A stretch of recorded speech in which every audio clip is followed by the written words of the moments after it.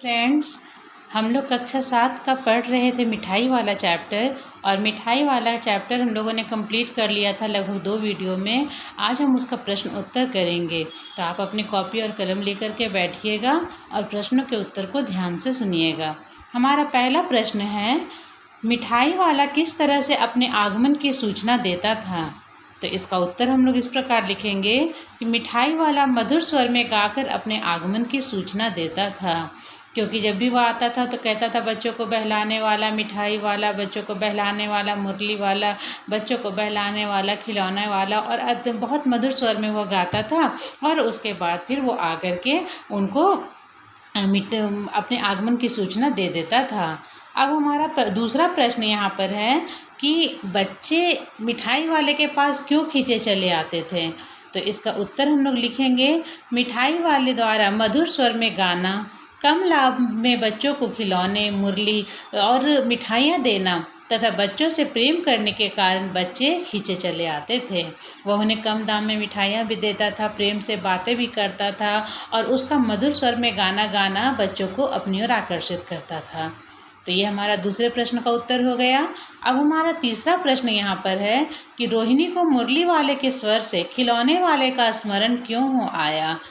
तो इसका उत्तर हम लोग लिखेंगे कि मुरली वाला भी खिलौने वाले की तरह गा कर मुरली बेच रहा था, इसलिए उसे खिलौने वाले का स्मरण हो गया। तकरीबन एक जैसी भाषा जब रहती है, एक जैसा उच्चारण, एक जैसा गायन होता है, तो हम पहले वाले चीज़ों को याद करने लगते हैं। रोहिणी भी यहाँ पर वही काम कर रही थी जब उसने खिलौने वाले का स्वर सुना था, और अब जब मुरली वाले का स्वर सुन रही थी, दोनों के स्वर में मिलावट थी, मिश्रण था, दोनों एक जैसा था। इसी कारण से उसे मुरली वाली की आवाज़ सुन करके खिलौने वाले का स्मरण हो आया। अब हमारा चौथा प्रश्न है, कहानी के अंत में मिठाई वाले ने किस कारण ऐसा कहा कि अब इस बार ये पैसे ना लूँगा? तो इसका उत्तर हम लोग यहाँ पर देखेंगे कि चुन्नू मुन्नू को मिठाई देते वक्त उसे अपने बच्चों का स्मरण मतलब याद हुआ आया, और इसी कारण उसने पैसे लेने से मना कर दिया।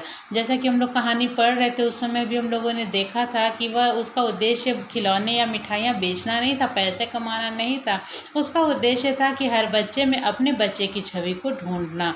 तो जब चुन्नू मुन्नू को वो मिठाई देता है, उसकी दादी और उसकी माँ कहानी उसके बारे में सुनते हैं, और मिठाई देते वक्त उसे एहसास होता है कि ये बच्चे चुन्नू मुन्नू नहीं बल्कि उसके ही बच्चे हैं, और इस कारण से वह कहता है कि अब की बार ये पैसे ना लूँगा।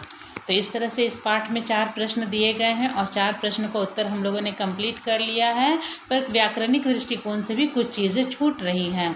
और इस चैप्टर में हमें लिंग के बारे में पढ़ना है कि लिंग किसे कहते हैं। हम लोग यूज़ करते हैं, उपयोग करते हैं स्त्रीलिंग शब्द, पुल्लिंग शब्द, तो उसे किसे कहते हैं वो हमें जानेंगे, और 5-5 उदाहरण जानेंगे।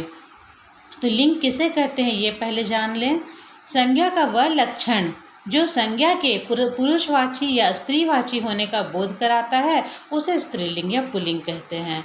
जिस शब्द के उच्चारण से, जिससे क्या वाक्यों में प्रयोग करने से ये पता चलता है कि ये शब्द स्त्रीलिंग है, स्त्री जाति का बोध करा रहे हैं तो स्त्रीलिंग है, और पुरुष जाति का बोध कराते हैं तो वो पुल्लिंग होते हैं।